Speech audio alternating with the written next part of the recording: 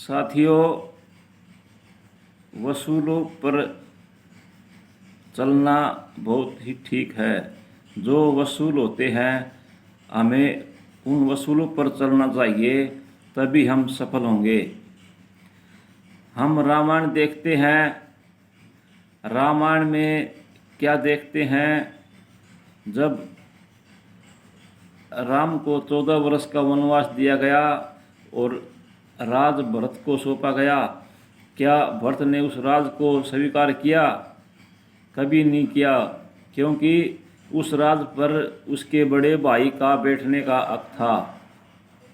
इसी प्रकार उसने अपने छोटे भाई होने का पालन निभाया, उसके खड़ाऊ राजगद्दी पर रख दी और कहने लगा, भैया जब तक आप 14 वर्ष तक वनवास में रहेंगे तो हम राजगद्दी पर नहीं बैठेंगे, क्योंकि इस राजगद्दी पर आपका हक है। भरत ने अपने भाई होने का वचन निभाया। लक्ष्मण ने भी अपने छोटे भाई होने का फर्ज निभाया और उसके 14 वर्ष तक वनवास में साथ रहे।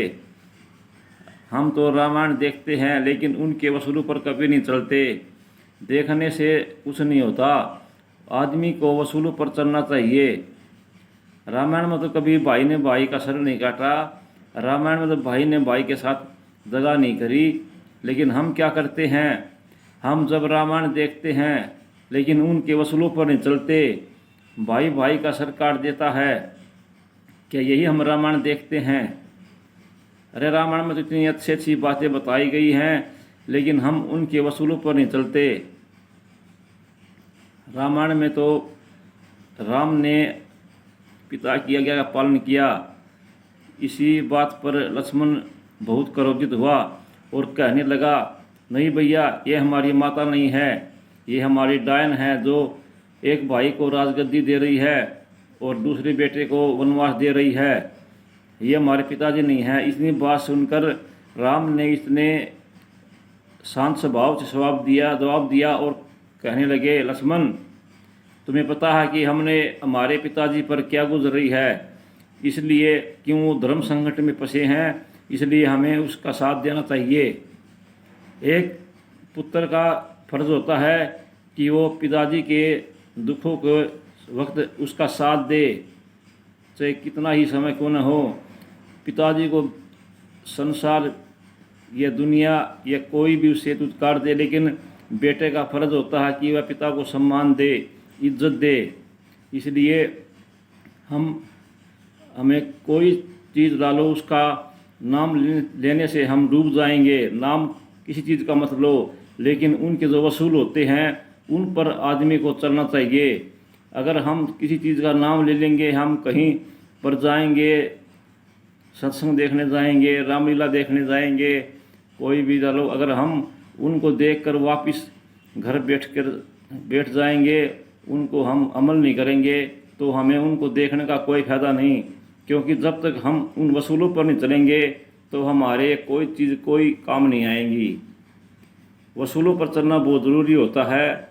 हम कहीं पर जाते हैं, किसी की बात को सुनते हैं, लेकिन हम उन पर अमल कभी नहीं करते, नहीं उनके वसूलों पर चलते।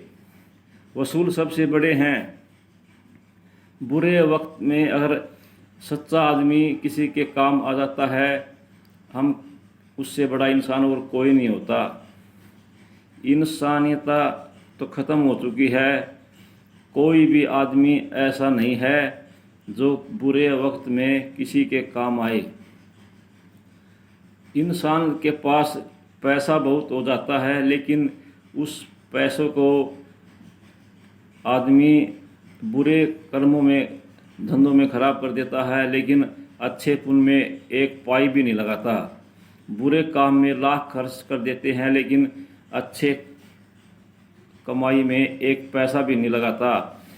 क्योंकि अगर इंसानियत इंसान से काम आती है, हम दूसरों के भला करेंगे, गरीबों का साथ देंगे, तो उनकी दुआएं हमें इतना काम आएगी कि हमें कोई भी माई का लाल हमारा बाल बांका नहीं कर सकता, अगर हम गरीब का साथ देंगे।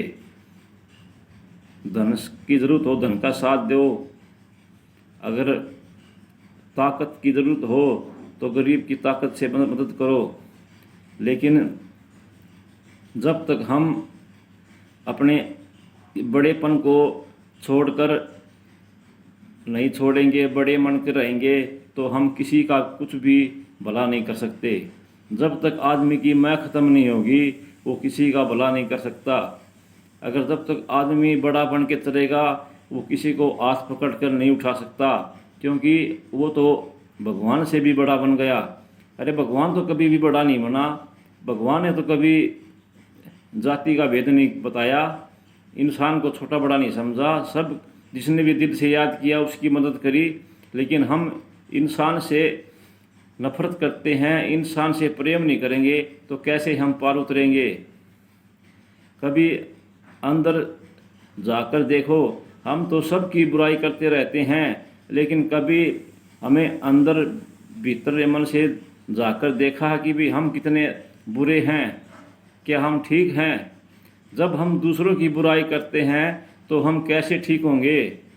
जो आदमी दूसरों के बुराई करता है, निंदा करता है, वो क्या आदमी कभी किसी का भला कर सकता है? कभी नहीं कर सकता। अरे इस मालिक ने जो एक इंसान ऐसी, इससे बड़ा और कोई भी कारीगर नहीं है, इससे बड़ा और कोई डॉक्टर नहीं है। इस मालिक ने इस शरीर को ऐसा बना दिया है, कोई भी वैज्ञानिक शरीर को नहीं बना सकता। कोई भी, जो हमारा ये मन होता है, हम सो भी जाते हैं तो भी ये धड़कता रहता है, कभी भी ये बंद नहीं होता। और हमारे अंदर ऐसी मशीन लगाई हुई है, उस मशीन में हम कैसा भी खाना खा लें, कैसी भी सब्जी खा लें, वह भी हमारे अंदर हजम हो जाती है। क्या इससे बड़ी कोई मशीनगरी है? अरे तो मालिक ने मशीनगरी बना दी, उसी मशीनगरी और कोई नहीं बना सकता, कितना भी बड़ा डॉक्टर क्यों ना हो। हमारे जोड़ भी ऐसे लाए हैं, कूहनी में जोड़, घुटनों में जोड़, यहाँ पर एक कटोरी ला दी, वहाँ पर ला दी। अगर जो या कटोरी हमने फट कर दी है भगवान ने, उसे कोई भी डॉक्टर ऐसी कटोरी फट नहीं कर सकता, कोई भी ऐसा जोड़ नहीं लगा सकता, क्योंकि इस मालिक ने शरीर एक बूंद से बनाई है। एक बूंद से शरीर इतने बड़ा बना दिया है कि भी हम जो वैज्ञानिक होते हैं वो उस शरीर को कभी भी दौड़कर मोड़कर ऐसा शरीर नहीं बना सकते।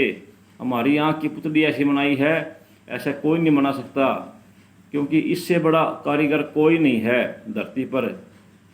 अगर हमने इंसानियता मनानी है, अगर हमें दूसरों का दुख बांटना है, तो साथियों सबको एक समान इज्जत दो। कोई भी छोटा बड़ा मत समझो, जाति का भेदभाव मत करो। अरे जाति तो दो ही है, नर और पुरुष। क्या इस मालिक ने कभी जाति नहीं बनाई? इस मालिक ने सबसे प्रेम किया है। जिसने भक्ति करी है उसने तो नहीं देखा भी ये उस जात का है, ये उसका है। जिसने भी उसे प्रेम से पुकारा, जिसने भी उसकी भक्ति करी, भगवान तभी उसके सामने प्रकट हो गए और अपने बच्चे की सदा मदद करी। साथियों कभी भी हमें भगवान का नाम लेने से, मंदिर में जाने से जाओ, लेकिन यह नहीं कि भी हम माथा टेक कर वापस आ गए। हमें देखना चाहिए कि हम मंदिर में जा रहे हैं, कभी भी किसी की चुगली नहीं करनी चाहिए और हमें उनके वसूलों पर चलना चाहिए। जब तक हम वसूलों पे नहीं चलेंगे तो हमारे मंदिर में जाने से कोई फ़ायदा नहीं, कोई भी बात सुनने से फ़ायदा नहीं। लेकिन जो बात सुनो उस पर अमल करो, अमल करांगे तभी भी हम कामयाब होंगे। लेकिन दूसरों की चुगली कभी मत करो और बड़ों की इज्जत करो, बच्चों से प्रेम करो और अपने परिवार को मंदिर की तरह समझो। अरे घर ही तो एक मंदिर है, अगर हम उस घर को मंदिर की तरह पूजने लगे तो हमें कोई कष्ट और कोई दुख नहीं होगा।